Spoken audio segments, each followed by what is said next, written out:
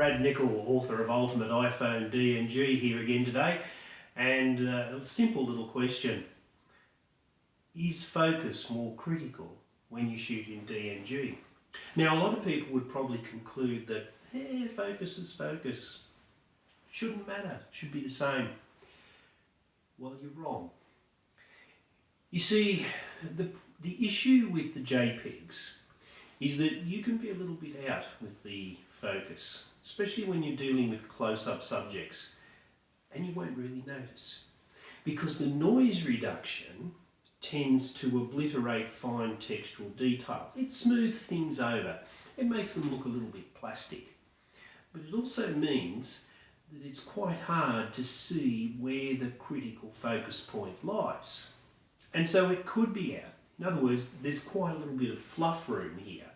It could be out by quite an amount. You won't really notice it.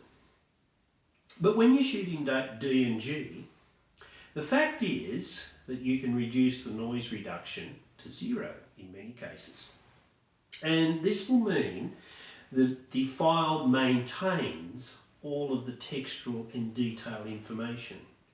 And then you can see exactly where the focus was put, especially when you're shooting things in the range of, say, 10 to 30, 40 centimetres. But you can even see it at distances greater than that. Now, what you'll find is that the depth of field also looks slightly different with DNGs which have been optimally processed. Normally, depth of field is one of these things that's a little bit hard to get your head around, but one thing is true. Depth of field always looks more pronounced, or out of focus areas look more pronounced, when the bits which are in focus are in very, very sharp critical focus. In other words, it's being able to see that difference between what is in and what is out of focus. And so the normal iPhone processing, because it tends to obliterate fine textual detail, means that any depth of field effect which the iPhone may have really isn't obvious, but it is obvious with the DNGs. So the fact is, you probably do need to pay a little bit more attention to the focus with your DNGs. Now, the good news is, but it's not always good, but it's good with some apps anyway.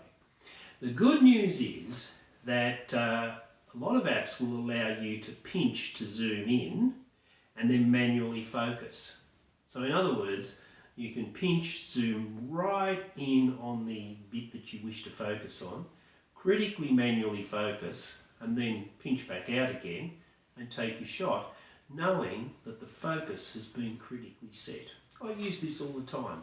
Unfortunately, not all apps allow you to do that, and it is a deciding factor often for me as to which app that I will use.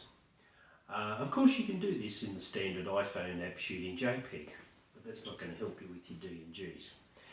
Anyhow, there's a little snippet for today. So DNG focus does matter. You will see a slightly improved depth of field effect. You do need to pay more attention to where you focus. Your app will largely determine your focus accuracy. Thanks for watching, and we'll catch you next time.